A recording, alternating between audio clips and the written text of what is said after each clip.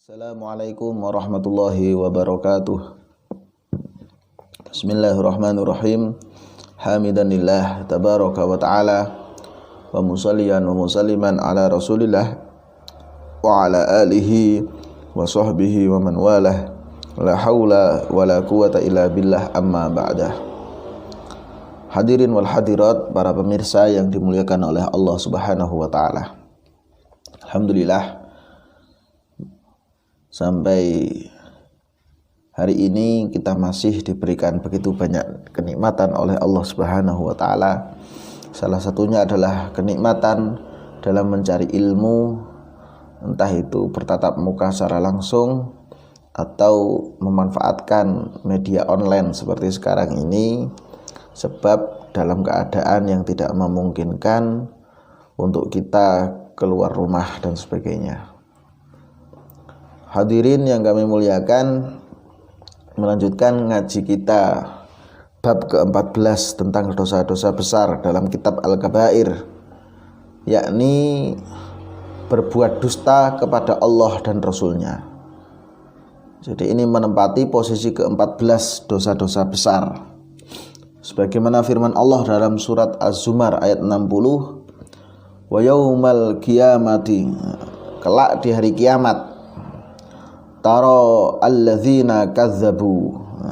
Jadi kamu akan melihat orang-orang yang berbuat dusta alallahi, terhadap Allah. Wujuhuhum muswaddah, mukanya menjadi hitam pekat. Jadi seolah kelak di hari kiamat seseorang yang wajahnya hitam legam itu adalah orang-orang yang ketika di dunia membohongi atau mendustakan Allah dan Rasulnya. Maknanya, kenapa wajahnya berubah menjadi hitam? Sebab menahan malu yang sangat. Jadi ibarat kita berbohong kepada seseorang, kemudian orang tersebut tahu akan kebohongan kita. Nah, perasaan malu yang luar biasa, seperti itulah rasanya. Namun ini lebih daripada sekedar malu, sebab membohongi Allah dan Rasulnya berarti dia sudah termasuk kufur menurut para ulama. Jadi menurut Imam Ibnul Jauzi, maksudnya membohongi, mendustakan Allah dan Rasulnya itu adalah menghalalkan yang haram dan mengharamkan yang perkara yang halal.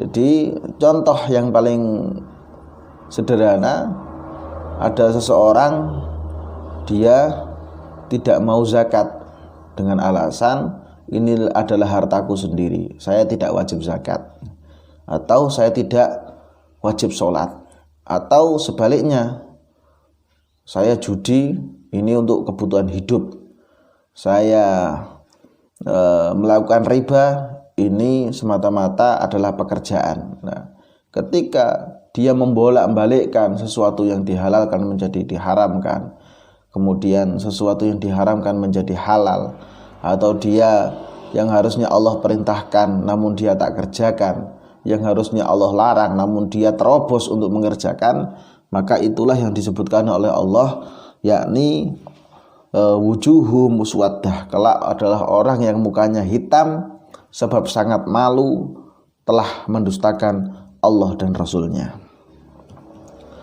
Kemudian dari ayat tersebut Rasulullah Muhammad SAW bersabda, man kadzdzaba alayya, kata Nabi, barang siapa secara sengaja berbuat dusta kepadaku, muta'ammidan, secara sengaja, dia sadar, falyatabawwa maq'adahu minan nar, hendaklah ia bersiap-siap menempati tempat duduknya dari api neraka.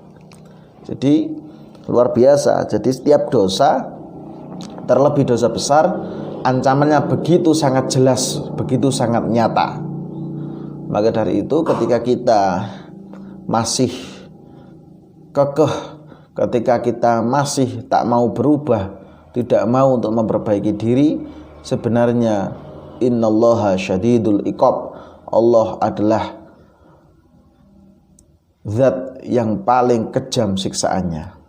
Sekali lagi, di akhir zaman seperti sekarang, janganlah ketika kita menasihati seseorang dengan hanya rojak, dengan hanya berharap ampunan. Allah itu Maha Pengampun, Allah itu Maha Pengasih, ya sudah saya tak berbuat dosa saja. Nah, tidak seperti itu. Tapi ada khauf, yakni takut ketika berbuat dosa kepada Allah. Ini yang harus kita sampaikan ke umat. Nah, supaya apa? Ketika melakukan dosa ada remnya. Ketika melakukan maksiat ada pembatasnya. Nah, sehingga seseorang itu takut akan neraka, yang akibatnya dia juga akan takut untuk berbuat maksiat. Termasuk dalam bab ini adalah mendustakan Allah dan Rasulnya. Secara global, secara makna yang luas adalah dia menjalankan sesuatu yang dilarang, namun dia tidak melakukan sesuatu yang diperintah. Yang itu adalah sama saja dengan membohongi, mendustakan Allah dan Rasulnya. Semoga kita semua di masa-masa pandemi seperti sekarang ini benar-benar menjadikan ujian keimanan untuk kita semua, sehingga kita diberikan kekuatan, lebih istiqomah lagi dalam beribadah, mencari pahala sebanyak-banyaknya untuk bekal jangka panjang kita di akhirat kelak. Ihdinas siratal mustaqim. Hadza minni. Wassalamualaikum warahmatullahi wabarakatuh.